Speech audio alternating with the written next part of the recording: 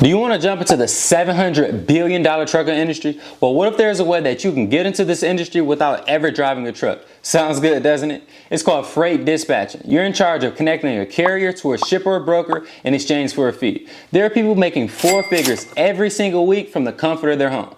In this video, I'm going to show you guys how to start your own dispatching company, so make sure you stick around to the end of this video so you don't miss anything. A freight dispatcher manages freight on behalf of the carrier they're working with. Their job includes using online load boards, doing credit checks, and building personal connections to find loads that need to be shipped from brokers or shippers while negotiating and dispatching drivers and setting up their routes. In most cases, your job is to handle the proper paperwork and keep track of the driver's log and track their hours. Freight dispatchers communicate with drivers on a day-to-day basis, so make sure your communication skills are up to par. A freight dispatcher is always confused with a freight broker. Freight brokers work with both shippers and carriers but don't represent either one. Freight brokers make money by negotiating rates with shippers, then turning around and negotiating a different rate with carriers. The difference in price between the two is the broker's commission. The goal is to lock in high rates with the shipper, then turn around and offer the carrier a much lower rate. Right now, brokers are not budging at all, so when getting into this industry, make sure you're a very good negotiator. Freight dispatchers only represent the carrier when negotiating freight. They take a percentage of the carrier's negotiated rate, so the goal is to find the highest paying rate. Freight dispatchers contact shippers and brokers on the carrier's behalf to find the loads that meet the carrier's requirements. So what you need to do is find the highest paying freight, because the more money that the carrier makes, the more money that you make as the dispatcher. The main difference is a broker is licensed and insured and have their own authority, while the dispatcher isn't. Step one is going to be the most important part. It's to get the education, and not the typical education you're probably thinking of. You don't need a college degree, but I would highly suggest that you invest into a course from someone who is knowledgeable in the trucking industry and dispatching, to be specific. This part is the most important part because as a dispatcher, you're responsible for handling the day-to-day operations for a trucking company, so it's important that you're well-versed and have the proper knowledge. I would recommend that you check out Luxuria Logistics course. This course is created by one of my mentors. Her course breaks down everything you need to be successful as a freight dispatcher. It also includes access to a Facebook group with over 20,000 people in which you can network with for advice. Step two is to register your business. You have to come up with a business name that relates to dispatching.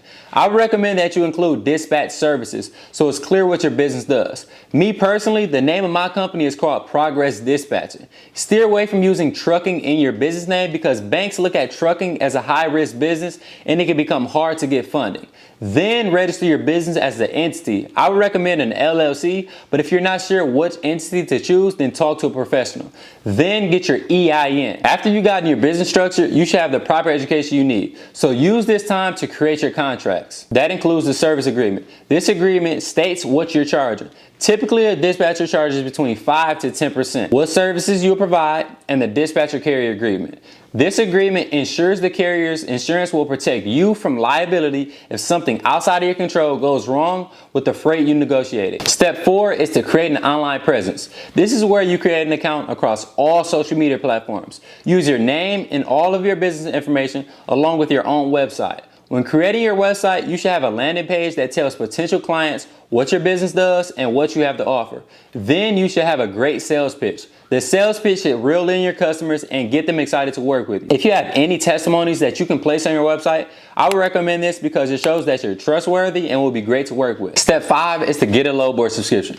This is where you're able to find loads for your potential customers. This will be your main way when starting off building relationships with brokers or shippers. You can use load boards such as DAT, Truck Stop, TQL, and many more.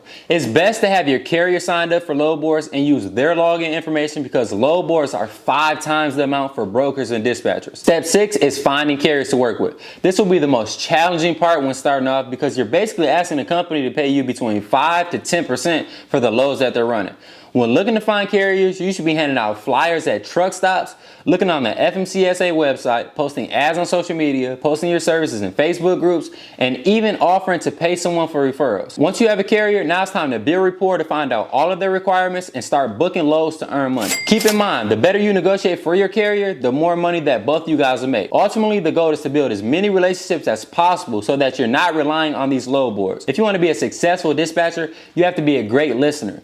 I firmly believe believe in investing into multiple mentors in whatever space you're into. So if you can find a mentor in this space, jump on it. So I'm going to show you guys on my computer how to calculate your fee as a dispatcher and also how to calculate all the fees for a carrier. So you're making money and they're making money as well. I'm going to be using Dolph Load Board. It's a free load board. They have box truck runs, cargo vans, and even semi runs. It's a free platform that you guys can check out. Put in all of your information and just play around with it. As a new dispatcher, you need to understand how to calculate fees for a carrier so you guys are both making money. So I'll leave the link in the description down below that you can check out this and play around with it. So I found a load going from Wixom, Michigan to Cinnamon, New Jersey. This load happens to be a load that we were running for our box trucking company. It says 476 miles, but that's not the case. I have an old BOL confirming this. It's actually 608 miles. And we were getting paid $1,500 to run this load. So $1,500 divided by 608 miles, we were getting paid $2.46 to run this load. Right now in today's market, I would never run this same load for that same amount. At minimum, I would charge $3 a mile. So 608 miles times $3 a mile. So at minimum right now, I would charge them $1,824. And if we dispatch this load at 10%, we would get paid $182.40. But let's take out our fee. We need to understand if this is a good load for our carrier. Can they be profitable and hit their margins within this load? So in doing that, we need to figure out how much their truck is getting per mile. Our box truck was 6 miles per gallon. So let's use that same theory for your carrier's truck. So it's 608 miles. We're going to divide that into 6. We now know it's going to take them 101 gallons to run this load. So we're going to times that by 560. I know some places diesel's higher, some are lower. I'm just going to use 560. So it's going to cost them $567 to get fuel to run this load. So let's round it up to 570. So that 1824 minus 570. So now we're at 1,254. Let's take out the dispatcher's fee, which is $182.40.